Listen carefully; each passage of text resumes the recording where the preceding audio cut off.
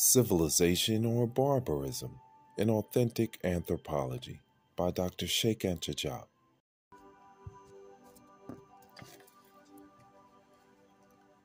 One can therefore grasp the impossibility of the polycentric thesis. The appearance of Homo sapiens sapiens in the various hypothetical centers ought to be approximately contemporaneous. Some of these centers ought to be even older than those of Africa if they are to explain the independence of this polycentric genesis in relation to Africa.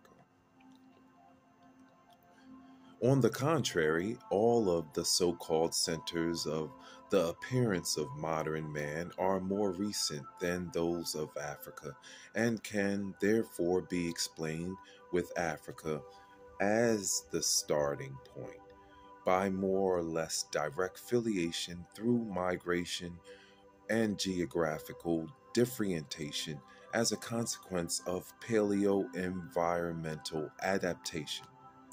Thus, what is striking is not the independence of these centers, but rather their necessary connections to Africa in order for them to be scientifically explicable. One can now measure all that is unacceptable in the polycentric thesis as revised and improved by Thoma, following Keith and Kuhn. The races that might be condemned to disappear because of the peopling by whites would become living fossils descended from the Archanthropians. This was the case of the Bushmen and Australian Aborigines, who are all Homo sapiens sapiens, having absolutely the same intellectual capacities as other races, except where they have degenerated individually because of chronic undernourishment. Australia did not see the birth of Homo sapiens. He came there by sea 30,000 years ago. Therefore, the idea of the local formation of an independent Australian type, different from that of the invaders, who must have been a branch of the Aurignacians of Asia, is indefensible. Negroids survived everywhere in Europe until the Neolithic periods: Spain, Portugal, Belgium, the Balkans, etc. We have seen that during the Upper and recent Paleolithic periods, they were already in Siberia, in China, upper cave of Jokutian, see above, even before the birth of the Chinese and Japanese type. They would thus have coexisted in the Far East with a more or less Mongoloid Cro-Magnon type in the same cave as the Jokutian.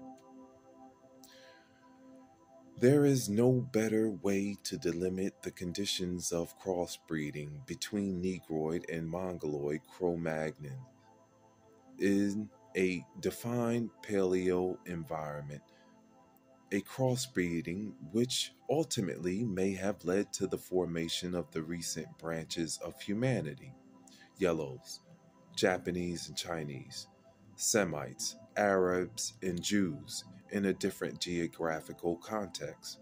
The formation of the Semitic branch occurred between the 5th and 4th millennia. This was genuine interbreeding between white, non-Mongoloid, Cro-Magnon, and black at the beginning of the historical era.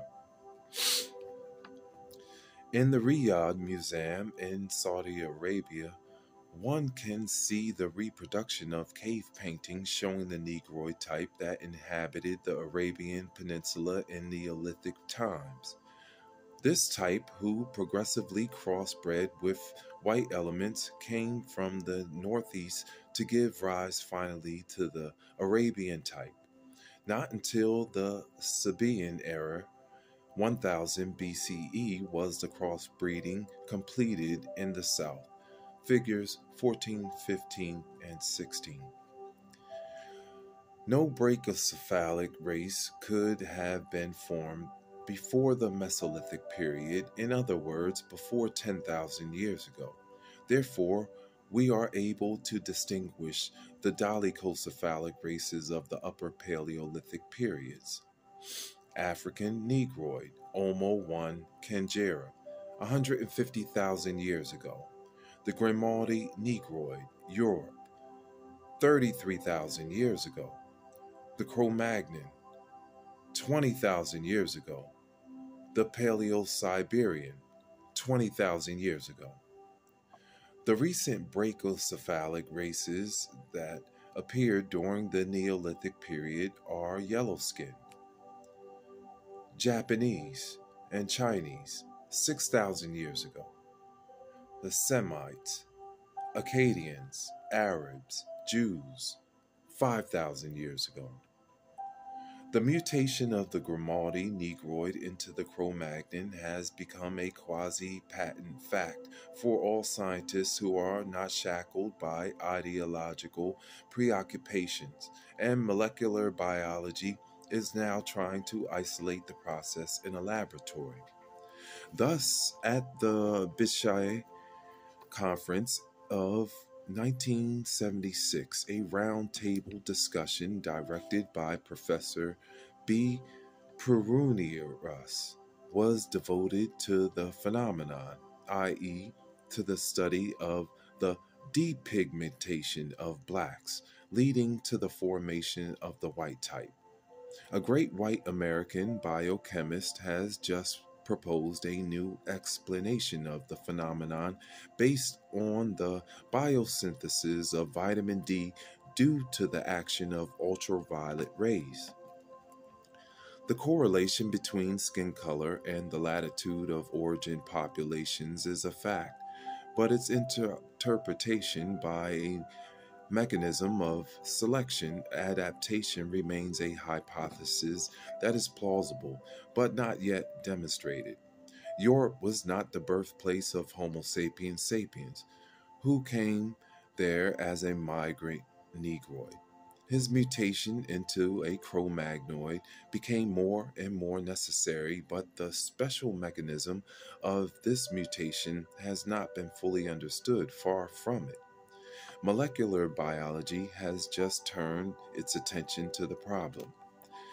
In the first edition of the Nations Negre et Culture 1954, I posited the hypothesis that the yellow race must be the result of an interbreeding of the black and white in a cold climate, perhaps around the end of the Upper Paleolithic period. This idea is widely shared today by Japanese scholars and researchers. One Japanese scientist, Nobuo Takano, MD, chief of dermatology at the Hamatsu Red Cross Hospital, has just developed this idea in a work in Japanese that appeared in 1977, of which he was kind enough to give me a copy of in 1979.